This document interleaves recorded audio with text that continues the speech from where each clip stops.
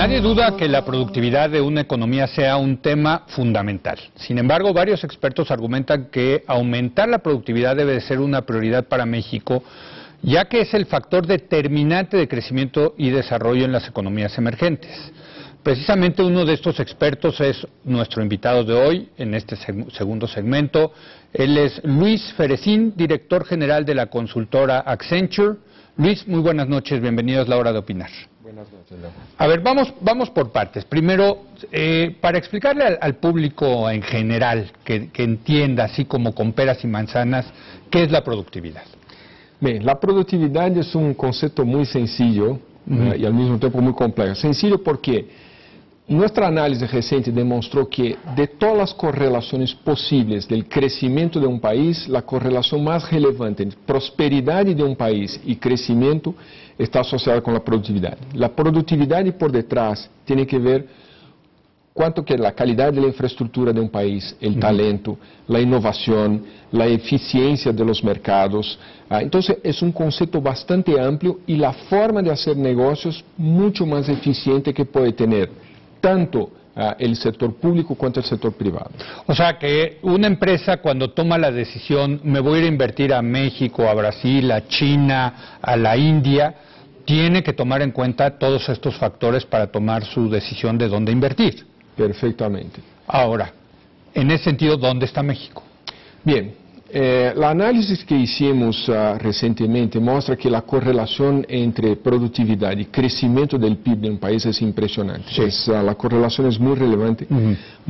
Si tomamos a México, está la cola claramente de los países de la OECD. De los países más desarrollados. De los países más desarrollados, pero comparando también lo que pasa en los últimos años, aunque hemos hecho una tarea buena en varios temas, como educación, como salud, hemos mejorado mucho, muchos países nos rebasaron de la OECD. O sea, si tomamos los últimos 10 años, en términos de productividad, podemos ver que países como Corea, como Eslovenia, como Turquía, como Polonia, como República Checa, nos pasaron por mucho en términos de productividad.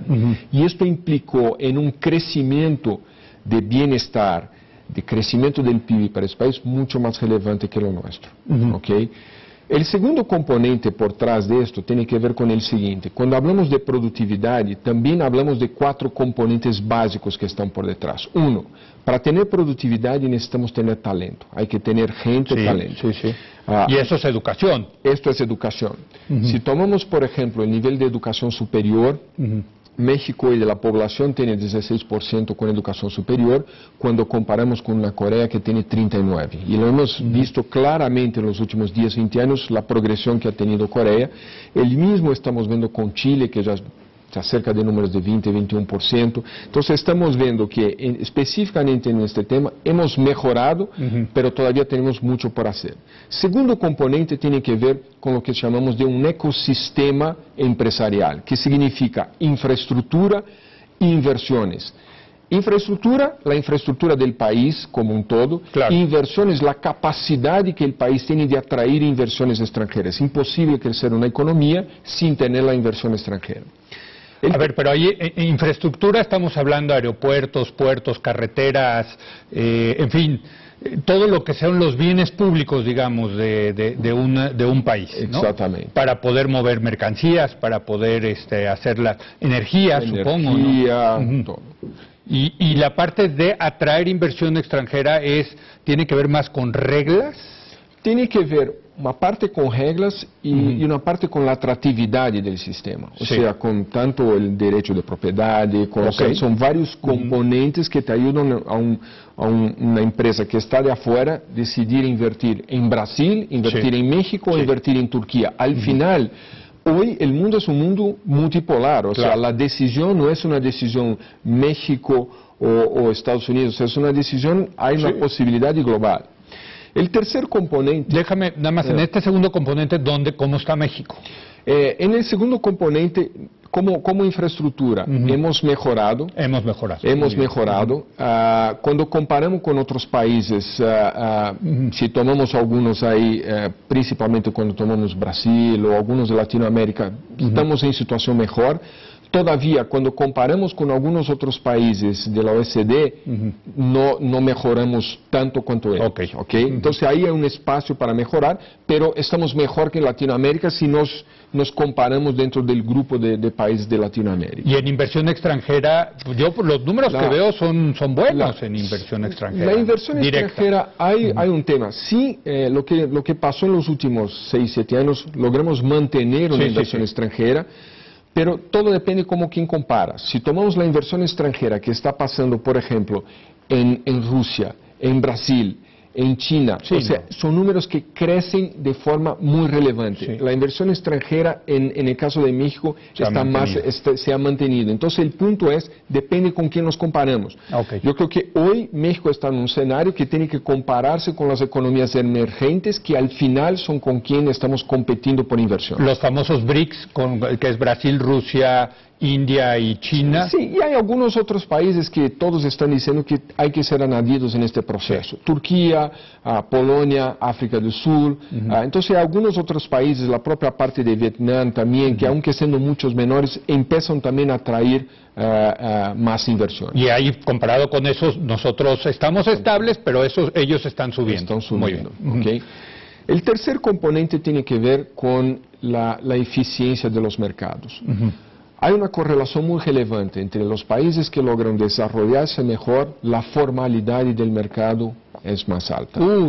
Y acá lo que pasa es que vemos entre este grupo de países emergentes, mientras más informal eres, menos bienestar, menos crecimiento, menos... Entonces, el tema de la formalidad es un tema muy importante. Cuando hablamos de formalidad, no estoy hablando solamente de la empresa, de la pyme pequeña que no es tan formal, o sea, estoy hablando de la formalidad de una forma general, porque esto genera mucho más competencia entre las empresas y genera también una sensación de que las empresas grandes se sienten mucho más incentivadas a invertir en el mercado mexicano, porque es un mercado donde la formalidad es importante y las empresas grandes deciden invertir en mercados que son más formales. Y ahí hay un tema importante.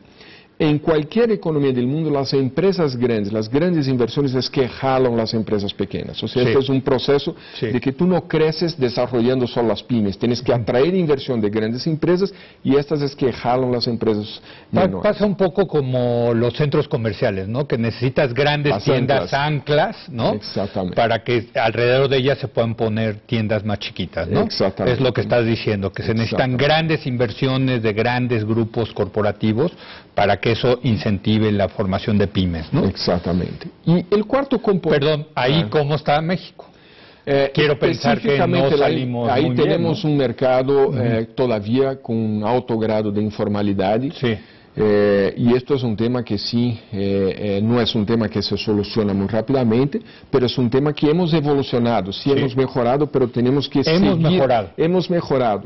Y yo creo que el tema importante acá, cuando hablamos de los tres temas anteriores, de educación, de todo el tema de infraestructura y de mercado informal, yo creo que es fundamental seguir con consistencia en esto. O sea, no podemos perder el foco de que estos son componentes importantes para garantizar que el país crezca y salga de un crecimiento mediocre de... Pero me da gusto que me digas que vamos por el camino correcto.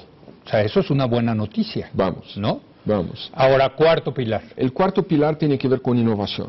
Innovación, se queda claro que cuanto México invierte en desarrollo es muy bajo en relación al GDP del país, al PIB del país, es 0.4%. Sí, es muy poco.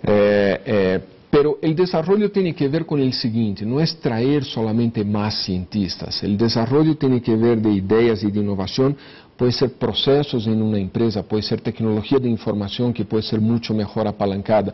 O sea, cuando tomamos el nivel de penetración de tecnología de información en las empresas mexicanas todavía es bajo comparado con algunos otros países, por ejemplo, incluso emergentes. El número de patentes que registra México es ínfimo. ¿No? Estamos hablando el último año de China como 7,000, México como 120, 130, algo así, Brasil con 400, Corea con, no sé, 2,000, 1,500. O sea, ahí sí francamente estamos rezagados y por lo que entiendo no vamos por buen camino. Ahí yo creo que el tema es decidir dónde poner foco, porque no necesariamente registrar patentes es un señal de que tienes innovación. Hay varios países que están innovando mucho y no necesariamente tienen tantas patentes. O sea, vemos algunos ejemplos de países de la Europa Oriental ahí que han desarrollado mucho, crecido muchísimo el bienestar, la productividad, y necesariamente lo que están haciendo es patentes, pero creciendo con mejores procesos, mejor forma de gestionar las empresas, mejor forma de gestionar los servicios públicos, mejor. O sea, extraer para el ciudadano mejores oportunidades de crecimiento profesional y mejores oportunidades de bienestar. Y ahí hay un tema importante, la productividad por hora trabajada de un mexicano, ¿okay? Comparada con otros países, un mexicano a cada hora trabajada incrementa en $20 por hora, ¿okay? El PIB del país. Un americano incrementa en 60, un español incrementa en aproximadamente 50. Un turco en aproximadamente 27, 28. Entonces lo que pasa es el siguiente, nuestra productividad por hora trabajada no es tan relevante. Y vas a decir, pero ¿cómo puede ser que la misma persona que cruza la frontera va a Estados Unidos y produce 3 veces más por hora trabajada? ¿Por qué? Porque en caso es cruzar un puente, ¿eh? O sea, no estamos diciendo que es a quizás 600 metros de distancia, ¿no? ¿Qué pasa en el cruce de ese puente? Cuando la misma persona que se movió al otro lado, ¿qué pasó? Los procesos que están ahí son más eficientes y la persona empieza a trabajar bajo una nueva forma de operar de procesos. O las tecnologías que están utilizando, sea algo de información, sea algo de equipamientos, también permiten que estas personas sean más productivas. Un gran ejemplo de esto, no es que estamos haciendo todo mal, la industria de automotriz en México es una industria un exitazo. Súper competitiva. Sí, claro. Noveno productor internacional, ¿eh? Exactamente. El ejemplos más recientes que tuvimos con la industria aeroespacial, con el clúster que se generó en Querétaro, también extremadamente productivo. Entonces, y entiendo que México eventualmente va a acabar produciendo aviones, se van a acabar ensamblando aviones en México, ¿no? Exactamente. Lo cual a mí me parece fantástico, ¿no? Entonces, no es que no podemos ser productivos, pero acá hay dos componentes, o sea, hay la inversión en talento, en infraestructura, en tecnología, en procesos de las empresas privadas, y hay también el trabajo de consistencia del gobierno, garantizar que todo lo que se está haciendo siga se haciendo y con algunos temas incluso con más velocidad, pero es importante tomar en consideración que esto no es un tema específico infraestructural, o sea, las empresas en algunos clústeres que estamos viendo están haciendo y haciendo muy bien. Eso es lo que te quería preguntar, porque mucho del debate económico luego pasa en qué tanto esto se le debe de dejar al mercado, a las empresas, qué tanto tiene que intervenir el Estado, el gobierno en esto. Ahí, ¿qué te dicen la mejor práctica, digamos, los países exitosos en materia de productividad? ¿Hasta dónde el mercado, hasta dónde el Estado? Si tomamos la gran parte de los ejemplos que existen, el Estado en verdad te da consistencia y estabilidad, pero la gran parte del desarrollo viene de la industria, de la iniciativa privada. Puedes tomar varios ejemplos como Corea. No hablamos del gobierno de Corea, hablamos de los grandes grupos empresariales. Cuando hablamos de Brasil también son grandes grupos que están haciendo la diferencia. Pero por ejemplo en Corea hubo una política industrial fomentada desde el gobierno. Hubo una política industrial fomentada, pero al final la decisión de inversión y el empuje salió de la iniciativa privada. El tema de la capacitación de los ingenieros, y tomas hoy Corea proporcionalmente produce muchísimos más ingenieros que Estados Unidos en relación al tamaño de la población. ¿Pero esto es en escuelas de gobierno o escuelas del sector privado? Hay de todo. De todo. Hay de todo. Okay. Entonces, pero hay un acercamiento muy fuerte entre la industria y las universidades para garantizar que lo que se está estudiando, lo que se está alineado con las necesidades de la industria. Déjame hacerte una última pregunta, porque nos queda un minuto. El tema de la violencia, el tema de la inseguridad, ¿cómo afecta la productividad y por lo tanto el crecimiento económico?